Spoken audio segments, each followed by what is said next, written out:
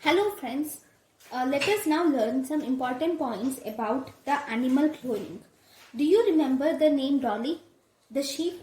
Yes, this Dolly the sheep is the first sheep to get cloned, or first animal to get cloned. So for this cloning of Dolly the sheep,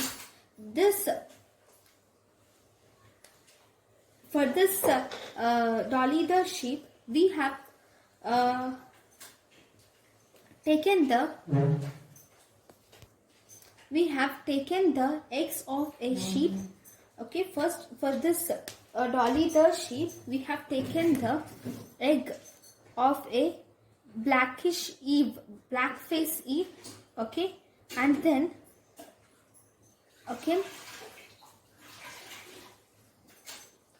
and to this egg we have removed the nucleus, and this is an enucleated egg. The nucleus has been removed. Okay, and this is now an enucleated egg. Now to this enucleated egg we have added the adult fin dorset eaves cells. We have removed the adult fin dorset eaves cells of mammary gland. Okay, and that cells are added to this egg. Okay, so the cells of adult fin dorset eve cells are added to this egg. Okay, especially the nucleus is added to this egg. So we get the nucleus and also a part of cytoplasm we get from the adult fin dorset eve. See, let me write it, it's better. See, we have two animals. One, we have adult Scottish blackfish eve. One is we have blackface eve, and then we have adult fin dorset eve. Okay, so this we have taken the egg. Okay, if you see the egg, obviously it contains a cytoplasm and it also contains the nucleus. Now what we do is we will remove this nucleus, and this egg, it now contains only cytoplasm. Okay, this egg is from adult Scottish blackface eve. Now we will take the mammary cells. So in this fin dorset eve we will take the mammary gland cells which are diploid. Okay, and these are grown in the nutrient culture medium. You will put this in the nutrient culture medium and you will grow these cells. That to low nutrient culture medium. And then you have taken these cells, and these cells are now crossed. So this cell also contains a cytoplasm, and obviously this also contains a nucleus, right? Now we will cross both these cells. So when you cross or when you combine both these cells, this egg, okay, this egg combines with this mammary gland cell, and you have the nucleus coming from the fin dorset eve. Okay, so this is the fin dorset eve which we have, and this is the cell.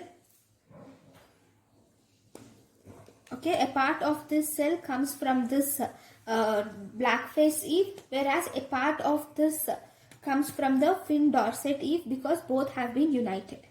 Okay, both these will get united and there will be fertilization which occurs. Right, now after fertilization you will see the cell will start divide and it will result in the formation of embryo. Right, see here, this nucleus, the whole nucleus is derived from this fin dorset eve. Okay, not just the one half of the chromosomes, but the whole nucleus is derived from fin dorset eve. So this is genetically similar to this fin dorset eve.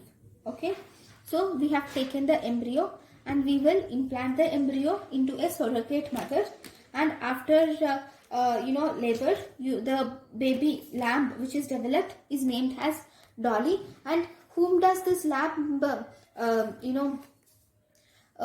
resemble? This lamb Dolly resembles mainly the finnet dorset eve, because the nucleus is taken from this finnet Dorset Eve. So this is the first transgenic animal or animal cloning which is done in the world.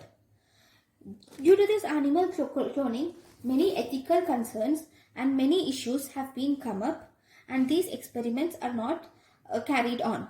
So right now, the first goat has been genetically engineered, which produces milk containing antithrombin 3. Okay, next. We have one more important thing is we'll have to learn the disadvantages of this cloning. Right, we are producing the animal with this Dorset fin Eve's characteristics. We are producing a lamb which is Dolly.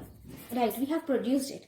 Even if we use it for so the main aim of this cloning is to produce animals or plants or any living cells or organisms with a particular characteristics, right, with some characteristics which are desired.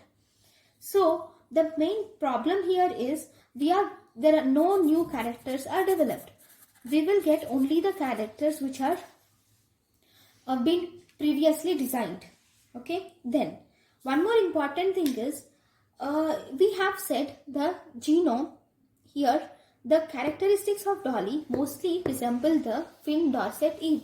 But do you remember in the egg, that is in the egg, we have one more type of DNA. We have something called as mitochondrial DNA. This mitochondrial DNA are the DNA which are present in the mitochondria. Right? These mitochondrial DNA we do not get from the pronucleus or germ cells. We get mainly from the cytoplasm. Here for this Dolly, the cytoplasm major part is from the adult Scott blackface Eve. So the mitochondrial DNA will be logically from the adult Scottish blackface Eve. So that is one important thing that should be kept in mind. Second, see the DNA in the adult cell differs from the fetal DNA. Fetal DNA definitely it is resembling this Eve, but the adult DNA, there are many epigenetic modifications which occur. There are many environmental modifications which occur.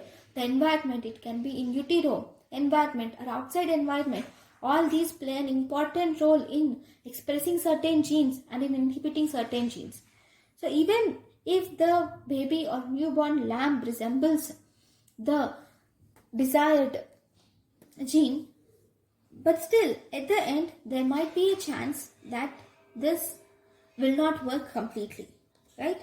Next, what are the applications? So this is about the cloning, right? Animal cloning is very good. There is something called as molecular cloning also. That is the similar technique which we do for molecules. So this molecular cloning can be used for the detection of certain diseases. Okay, so thank you guys for watching my lecture. Thank you.